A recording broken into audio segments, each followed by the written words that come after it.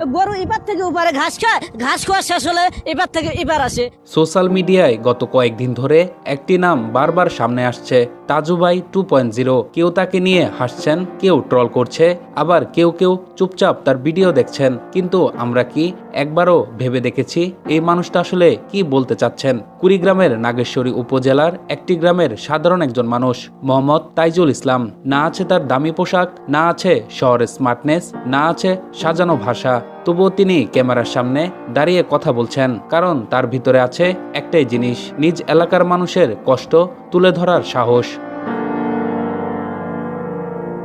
ঈদের পর থেকেই হঠাৎ করে ভাইরাল হয়ে ওঠেন তাজু ভাই। কেউ তাকে জিজ্ঞেস করছে, আপনি কি সাংবাদিক? কেউ বলছেন, কোথা থেকে শিখেছেন এসব? কিন্তু এসব প্রশ্নের ভিড়ে আমরা ভুলে যাচ্ছি আসল বিষয়টা। তিনি পাকা রাস্তার দাবি জানাচ্ছেন কাঁচা রাস্তায় দাঁড়িয়ে, নদীর পাড়ে দাঁড়িয়ে একটি ব্রিজের প্রয়োজনীয়তার কথা বলছেন। তিনি হয়তো উপস্থাপকের মতো গুছিয়ে কথা বলতে পারছেন না, কিন্তু তার প্রতিটি কথার পেছনে আছে বাস্তব কষ্টের গল্প।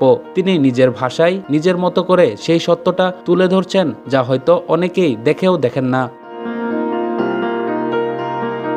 দুঃখের বিষয় হলো, আমরা তার কথাগুলো শোনার বদলে তার উচ্চারণ, তার পোশাক আর উপস্থাপনাকে নিয়ে হাসাহাসি করছি। আমরা ভুলে গেছি সত্য বলার জন্য ডিগ্রি লাগে না, লাগে সাহস। বড় বড় মিডিয়া যেখানে অনেক সময় চুপ থাকে, সেখানে এই সাধারণ মানুষগুলোই আসল সমস্যাগুলো সামনে নিয়ে আসেন। কিন্তু আমাদের সমাজ সহজ সরল মানুষকে সম্মান দিতে শেখায়নি, বরং তাদের নিয়েই বিনোদন খুঁজে। এই ট্রল আর হাসাহাসি শুধু একজন তাইজুল ইসলামকে নয়, ভবিষ্যতে আরো অনেক সাহসী কণ্ঠকে থামিয়ে দেয়।